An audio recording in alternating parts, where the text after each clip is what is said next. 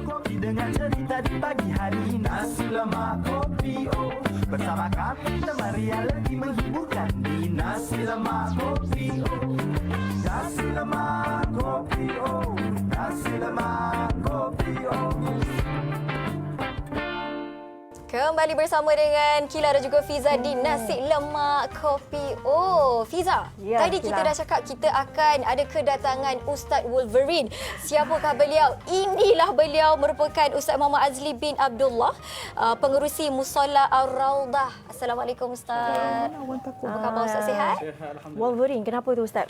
Kita salah. Jambang lah Ustaz. Saya pun rasa lah. Sama, dia putih saya gelap. Siapa yang bagi gelaran tu Ustaz? Dia bermula daripada anak-anak murid lah, dia MSM dulu. Kerana jambang. Okey, Ustaz pada hari okey, sebenarnya Ustaz tadi kita ada bercakap mengenai Uwais Al-Qarni. Nak tahu jugalah, mungkin Ustaz boleh ceritakan lebih detail. Siapakah Uwais Al-Qarni ni? Apa keistimewaan beliau? Sebenarnya Gila, sebelum kita nak Ustaz Wolverine kita ni dengan jambang yang menakutkan saya ni, tak tahulah saya pegang apa ni. Tak baik tau. Tak ada. Yelah, kalau Wolverine tu watak dia kan takut sikit kan. Okey, tak apa Ustaz. Sebelum tu kita, kalau kita nak tahu, kita pun adalah mendengar mengenai kisah Uwais Al-Qarni ni, tapi tak sedalam, dan kita akan minta Ustaz jelaskan. Tapi kita tahu bahawa Uwais Al-Qarni mempunyai amal soleh yang sangat tinggi, menjaga ibunya dan bersedekah. Betul tak Gila? Kalau dulu saya ada juga menceritakan kisah-kisah Uwais Al-Qarni ni kepada anak saya. Masya Allah, terpinga-pinga dia. Ibu Tadi yang pun Alhamdulillah. Kenalah tahu sikit-sikit kan Ustaz kan? Sebab sekarang anak-anak suka bertanya kan? Ya, sekali dia belajar dekat sekolah, tiba-tiba tanya, "Mami, siapakah Uwais Al-Qarni?" Ya.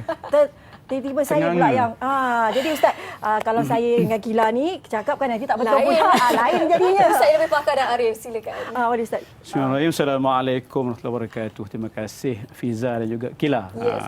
Kalau tak salah sebutlah, betul ya? Betul, alhamdulillah. Uwais Al-Qarni ni dia orang Yaman.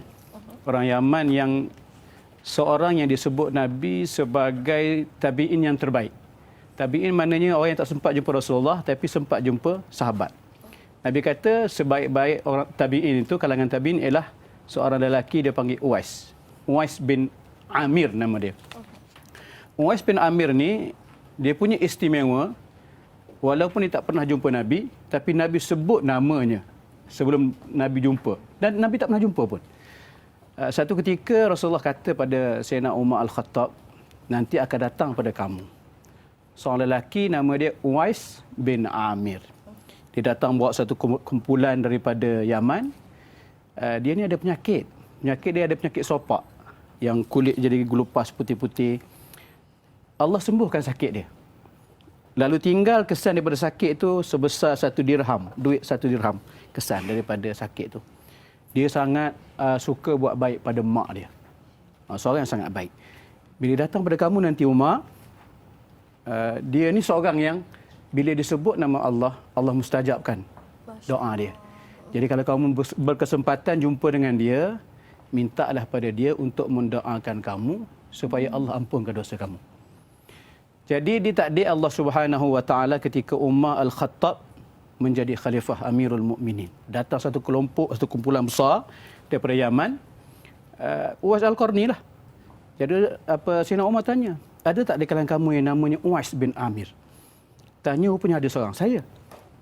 Adakah kamu daripada Qaran? Ya. Qaran itu menyebabkan namanya disebut Al-Qarni. Kamu daripada Murad, kampung Murad. Kamu ada mak? Ya, dia kata. Kamu dulu ada sakit sopak. Lalu Allah sembuhkan tinggal sikit je, sebesar duit 1 dirham. Ya. Tolonglah doakan aku. Sebab aku dengar Rasulullah sebut, kalau kamu datang nanti, kalau kamu berkesempatan, mintalah pada Uwais ni untuk doakan aku supaya diampunkan dosa aku. Lalu Uwais pun doakan untuk Sayyidina Umar Al-Khattab agar diampunkan dosa. Selepas daripada itu, panjang lagi cerita ni. Kita pendekkan. Selepas daripada itu, Uwais ni pergi ke Kufah. Jadi ketika nak ke Kufah, Sayyidina Umar kata, kamu nak ke Kufah, mahu tak kalau aku tulis surat untuk Gubernur Kufah untuk sambut kamu? Dia tak perlu, wahai Khalifah, kerana aku suka jadi orang miskin saja. Cerita tentang kehebatan Uwais Al-Qarni ni, doanya mustajab ni, terkenal, cukup masyhur, sehingga kan Uwais ni akhirnya terpaksa menyendiri. Kerana apa? Dia rasakan cukup tak selesa kerana orang datang minta doa pada dia, seorang datang minta doa. Lalu akhirnya beliau syahid dalam satu peperangan pada tahun 33 Hijrah, 37 Hijrah. Dan namanya sehingga hari ini masyhur, sehingga kan kita tengok ramai ibu-ibu dan ayah letak nama anak Uwais Al-Qarni, Uwais Al-Qarni ataupun Uwais Al-Qarani. Dua-dua tu betul lah, Al-Qarni ataupun Al-Qarani. Sebab Qaran tu bermaksud kampung, dia kampung Qaran. Macam tu. Itu sikit cerita orang soleh yang bernama Uwais Al-Qarani ataupun Al-Qarni. Masya Allah Ustaz. Tapi macam mana kita kan sebagai hamba Allah nak mungkin ada keinginan juga nak menjadi sehebat Uwais Al-Qarni ni? Baik, bermula kehebatan Uwais ni daripada kebaikan yang ada pada dia. Tadi kan Prof. Muhayya sebut ada, beri, dapat. Dia ada apa? Dia ada satu kebaikan yang luar biasa pada diri dia, iaitu dia suka buat baik pada ibu dia. Betul. Dia buat baik pada ibu dia, dan ibu dia kata, Uwais, ibu nak pergi haji. Nak pergi buat haji ke Mekah. Jarak antara Yaman ke Mekah lebih kurang 1000 km. Dia duk fikir macam mana nak buat. Mak dia sakit, nak kena pikul mak. Jadi apa dia buat oleh Uwais? Dia kendung setiap hari dalam tempoh 8 bulan lebih kurang. Dia kendung anak lembu. Naik bukit, turun bukit, naik bukit, turun bukit. Hinggalah lembu tu jadi gemuk. Dia pula berotot. Lalu sampai masa dia bawa mak dia dengan gendong mak ni. Sampai ke Mekah, dapat buat haji. Masya Allah, itu yang jumpa Sayyidina Umar. Luar biasa kerana orang yang memulakan kebaikan dengan kebaikan itu dimulakan kepada maknya sendiri, akhirnya dia beri kebaikan pada orang lain, dia dapat kebaikan pulangan itu pada diri dia sendiri. Itu yang luar biasa. Masya Allah, penonton kita kat luar tu dah rasa tersentap. Yang mana lama tak call mak tu boleh-bolehlah start call mak. Okey. Betul. Okey, gila. Kita pada hari ini kita jemput Ustaz Muhammad Azli sebenarnya nak bercakap mengenai pembangunan Musalla Ar-Raudah. Okey. Dia ada berkaitan juga dengan tadi figura Uwais. Okey, iaitu wali Allah wali Allah Uwais Al-Qarni ataupun Uwais bin Amir. Betul. Jadi kan Ustaz, jadi kita nak tahu daripada kisah Uwais tu tadi, dari segi infak dan sedekah, Uwais pun terkenal dengan kredibiliti dan karakter yang sebegitu. Jadi kalau kita tahu pun kalau kita infak dan bersedekah boleh menghapuskan dosa, menyembuhkan penyakit dan sebagainya lah kan. Jadi boleh tak kalau boleh Ustaz ceritakan sikit apakah keunikan Musalla Ar-Raudah ni sendiri untuk penonton dan Mak Kopi tahu pada hari ini. Baik, terima kasih Fiza. Musalla Ar-Raudah tu satunya istimewa pada nama. Namanya Musalla Ar-Raudah. Kita tak guna nama surau, kita tak guna nama masjid. Kerana bermula daripada tempat kita semayang tu sendiri di Kuasa Lapang, di Padang. Jadi lekatlah musalla tu sampai hari ini. Jadi bangunan yang alhamdulillah cantik. Masya Allah. Dan ada yang sebut Ustaz punya desain masjid ni ala-ala Moroccan kita lah. Betul lah Ustaz. Jadi mungkin itu yang menarik perhatian. Setiap kali mereka datang ziarah Musalla Ar-Raudah, mereka akan sebut cantiknya desain masjid ni. Alhamdulillah, jadi kita ada nama yang istimewa, kita ada desain bangunan yang istimewa, dan tentu sekali yang sangat istimewa pada saya ialah kerana masjid ini dibina berasaskan kutipan orang ramai. Kita dah habis 7 juta lebih, semua duit orang ramai. Maknanya satu Malaysia pakat bantu bina masjid ni. Ini yang saya rasa satu yang teristimewa sangat sebab datang daripada kesedaran orang ramai untuk membina masjid yang walaupun dikeluar RM1 tapi ada saham pada pembinaan masjid. Sikit walaupun sikit sebenarnya hasil dia benih. Bila kita tengok masjid ni kan Ustaz, sebenarnya berapa persen dah pun siap? Okey. Siapnya lebih kurang 97%, 3% lagi pada finishing nampak belum diturap, dikeliling. Dan kalau tunjuk kat dalam tu berasa segan juga sebab kapet belum ada. Kita guna kapet lama. Jadi kapet belum ada, bajetnya lebih kurang RM120,000. Akustik panel kita nak bagi sedap bunyi. Imam-imam bila mengimamkan solat kita kat belakang makmum ni kan taklah tidur. Sedap bunyi. Jadi itu semua costing lebih kurang RM900,000 lagi kita perlukan untuk finishing sahaja. Yang 3% tu. RM900,000 lagi dana yang diperlukan untuk menyiapkan masjid yang kita tengok macam ni pun dah cukup cantik dan besar kan. Masya Allah. Semoga orang kata menjadi saham akhirat untuk kita semua kan. Amin insya-Allah. Jadi baiklah Ustaz. Difahamkan orang kata ada keistimewaan yang ditawarkan kepada penyumbang dan juga penginfak iaitu buku tua di Quran. Kenapa para penyumbang wajib mendapat buku ini? Kena ada buku ini. Kena ada. Wajib. Betul. Wajib. Buku ni sebenarnya buku tua The Quran ni buku yang saya sendiri tulis. yang lebih kepada memberi input kepada pembaca tentang kefahaman apa yang ada dalam 30 juzuk Al-Quran secara ringkas. Kadang-kadang kita bila orang tanya, apa juzuk 1 cerita pasal apa? Kita pun bela, apa entah. Aku ingat wa iz qala rabbuka lil malaikah, cerita malaikat je kot. Mungkin kita tak dapat nak cerita apa ringkasan daripada setiap juzuk dalam Al-Quran. Jadi saya cuba bantu diri saya, anak-anak saya, keluarga saya dan juga masyarakat di luar sana, dan juga hasil daripada permintaan orang ramai supaya menulis satu buku yang boleh memberi sikit pandangan secara ringkas apakah yang tertulis, yang tercatat dalam Al-Quran yang boleh kita ambil iktibar. Jadi saya cuba ringkaskan dalam juzuk 1 apa ceritanya. Juzuk 2 apa cerita sampai juzuk 30 dalam bentuk tua ataupun kemara, yang mana selepas 30 hari, satu hari satu tua, 30 hari selesai baca buku ni.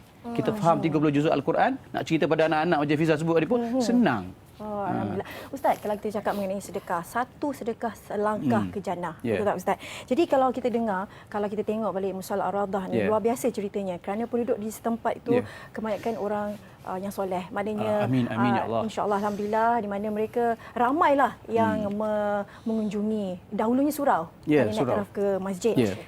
Jadi boleh Ustaz kongsikan bagaimana suasana di situ hinggakan Ustaz memerlukan 900,000 lagi dana. Boleh Ustaz ulang balik kepada penonton kita, berapakah dana yang perlu lagi Ustaz perlukan untuk menaik taraf? Sebab pasti ramai juga kan yang akan nak isi untuk solat Jumaat. Betul. Berapa ramai tu Ustaz? Maksudnya dalam sesuatu waktu tu, kapasiti dia. Kapasiti itu berapa ramai? Baik, kapasiti jemaah yang kita sediakan dengan bangunan 2 tingkat 1,500 jemaah. Kalau yang dulu yang surau yang sebelum surau itu, dulu lebih kurang dalam 100 lebih je kot. tapi itu pun dah penuh Itu bagi pun dah sebuah penuh, surau. Ya, sekarang ni bila kita naik taraf bangunan tu dan dalam proses dapat title masjid. Jadi musalla mungkin akan tukar nama Masjid Ar-Rawdah, tapi tak kisahlah nama tu, tak ada jadi apa-apa kesan pun. Jadi masjid ni bila dah siap esok, kita bukan sekadar jadi tempat untuk kita solat berjemaah, untuk kuliah maghrib dan sebagainya, tapi jadi one stop center. Kita ada bina 4 buah bangunan attach dengan bangunan masjid ni, 4 kios.